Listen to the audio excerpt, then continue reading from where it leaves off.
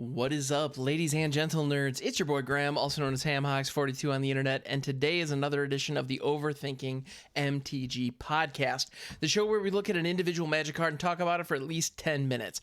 Initially, when I first set out to do this show, my goal was to actually produce a daily show, and in so doing, look at a random Magic card every single day, hence the unscripted, unedited portion. And recently, I've decided to kind of take a step back because I've noticed there were certain cards, it was always a lottery about whether or not people would be interested in the cards that we drew. However, I think, so now I take a look at spoilers, I take a look at recent cards that have come out, ones that are particularly noteworthy, so I hand select the cards that we look at, except in this interest of rejuvenating the podcast, I decided, why not make Wednesdays random card Wednesdays? And so for one day a week, we will. Now, I'm not on a particular posting schedule, so I'm producing every couple of days so far, except for Wednesdays. Let's make sure to put it on an episode every Wednesday where we look at a random Magic card, kind of a return to form for Overthinking MTG, if you will. And that's exactly what we're going to do today. So I'm going to go ahead and pull up Scryfall here, and I'm going to press the random card button, and we are going to see what we get. I genuinely have no idea. Let's go. All right, so the card that we ran into is Seal of Removal. It is an enchantment for 1 blue, and you can sacrifice Seal of Removal, return target creature to its owner's hand. Now, this is an enchantment for a single blue. Interestingly enough, you'll notice that this is very similar to a spell called Unsummon. This was also originally from Nemesis, if I'm not mistaken. Yes, and in the Nemesis block, there was an entire cycle of these. I'm sure you're wondering, wait a minute, I thought this was unscripted. How do you know this? Well, Nemesis was around, it had come out shortly before I started playing the game, and as a result, I actually have some of these in my collection. I have a handful of cards from Nemesis, and I think the set is actually very, very interesting and very, very fun.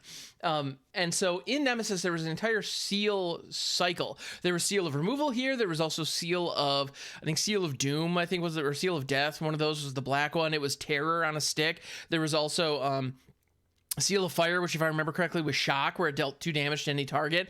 But interestingly enough, as an enchantment, you can have a couple of benefits here. Now, also this is a common cycle. So this is a common card that we're looking at. This is not anything particularly fancy.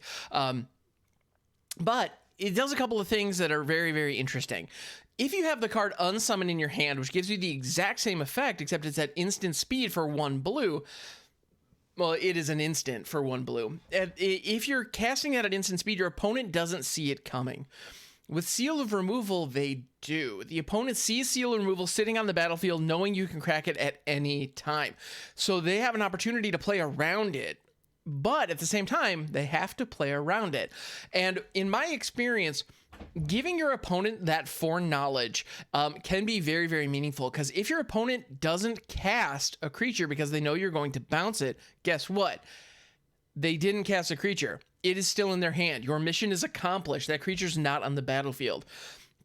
So the correct way to play around a Seal of Removal is to play the creature down anyway and make the other person crack the seal and use it. Now, that said, this is also an enchantment for 1, which means it could combine with other cards like, say, Luris, for some pretty good effect, because Luris allows you to take any permanent with mana value 2 or less from your graveyard, take it from the graveyard, and put it directly onto the battlefield. So that allows you to loop this to really good effect. Now, noteworthy also, Nemesis is not modern legal. It is prior to the frame update in Mirrodin, or 8th edition, I believe it was, that marks the cutoff for modern. So it is, if you were to play something like that in a Luris type shell, you'd have to be looking at Legacy, Vintage, or Commander.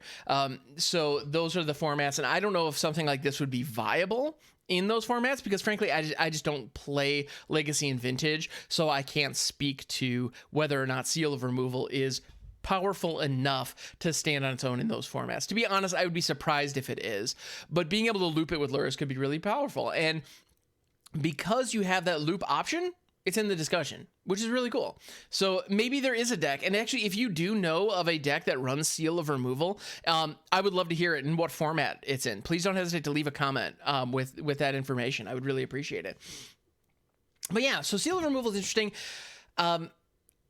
The other thing about it that is, well, so here I'm looking at the clock. We still have another 5 minutes or so, and the artwork on all the seals show it shows a person holding up a disc of some kind that is being cracked, and in so cracking they're clearly magically manipulating some kind of creature. It looks like maybe I don't know if it's a merfolk or it's not a cephalid. It's some kind of monster, maybe a Phyrexian, and they are clearly it's like writhing, potentially in pain.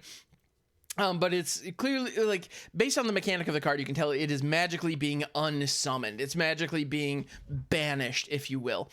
And it's clearly coming from this person holding up what appears to be some kind of tablet or some kind of seal and cracking it in half. Flavorfully, that's perfect because this card is an enchantment that you have to sacrifice, i.e. break, in order to leverage. So I think that's really, really cool. The entire seal cycle all had that same motif where it was an object that had to be broken in order to unleash some kind of mystical effect.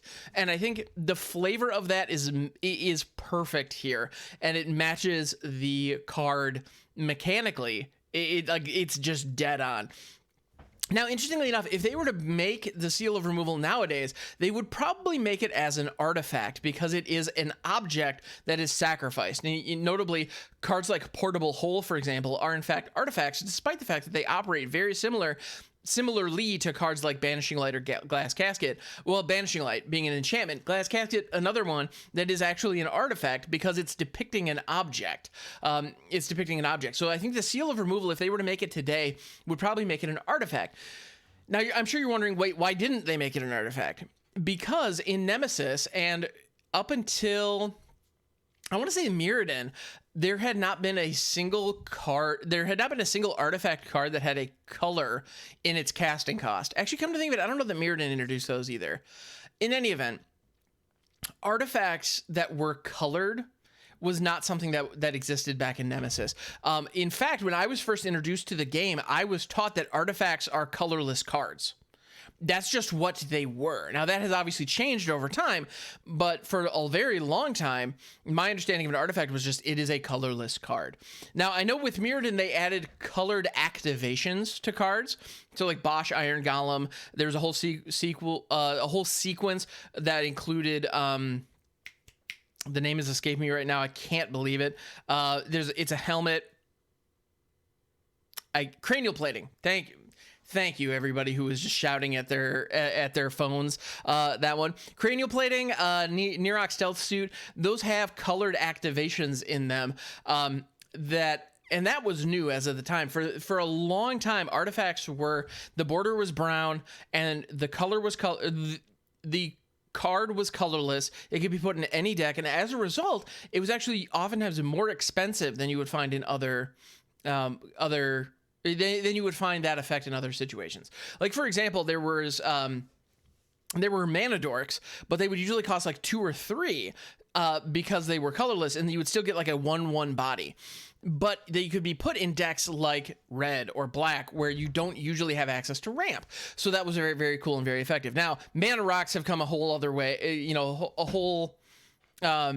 Mana rocks are their own thing now, and they're much more ubiquitous and much more common and produce all the different colors, and especially with formats like Commander becoming more popular. So those are not uncommon anymore, and even those having color restrictions, not uncommon anymore. However, back in the day, they were. And so the idea of an object that could tap for any color of mana, that was worth a lot. I mean, if you look at Darksteel Ingot, for example, it was one in Mirrodin. I believe it was Darksteel, actually, the set Darksteel, the Mirrodin block, if you will. It was a 3-mana indestructible artifact that tapped for 1 mana of any color. Nowadays, that kind of utility is everywhere. I mean, Skyclave Relic does that exact thing, including being indestructible, but it also has kicker. So it's just the exact same thing, but better. Meanwhile, you also have cards like Chromatic Lantern or, there are a dozen of them that, Command Sphere, that are 3-mana rocks that tap for any color of mana or any relevant color of mana. Those are very, very common now, but they weren't back in the day. So a Darksteel Ingot was a big deal when it first came out, and it was actually very common. If I'm not mistaken, there was even, it even saw competitive play because it was such a powerful card in that context. Nowadays, those kind of artifacts aren't worth that much. Well, it's not that they aren't worth much, but they are common. So anyway, in any event, I say all that to say that artifacts have come a very long way.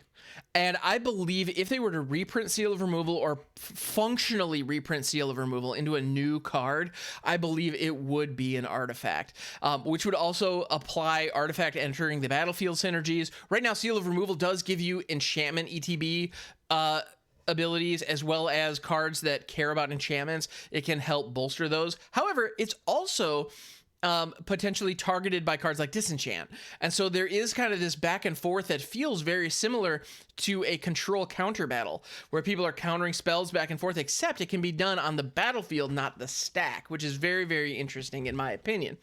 You know, I play a Seal of Removal, pass the turn, you play a Demystify, targeting my Seal of Removal to destroy it. I can then sacrifice the Seal of Removal in response to bounce a creature that you have, but if you don't have any creatures, my Seal of Removal is just gone. Meanwhile, you may have a card in your hand, and that Demystify is now an opportunity to protect that card hitting the battlefield and sticking on the battlefield, whereas I was going to bounce it with my Seal of Removal. Those interesting interplays are something that you get when you put an effect like this on the battlefield instead of in your hand. And there's definitely value, don't get me wrong, in a card like Unsummon, being able to keep that to yourself, because you can hit your opponent like potentially in combat or at a time when they aren't ready for it and be able to do some cool things. But there is also value in some instances to letting them see it coming, because when they play around it, they can make suboptimal plays, and that is key sometimes. Also, noteworthy, you can run this and Unsummon. If you want to be bouncing stuff to people's hands, you can. There's no reason you can't run both. Also, note that this does not have a cost upon activation. This is actually the only cost to activate it is to sacrifice Seal of Removal. That's it. That's all you do. Everything else is paid up front. So, and there's also nothing stopping you from cracking it the turn you play it. So I got to say, all in all, the seal cycle is very interesting. The fact that it costs the exact same as the spell that it's emulating, I think is really, really cool. So I like Seal of Removal very much. I think this was a cool card.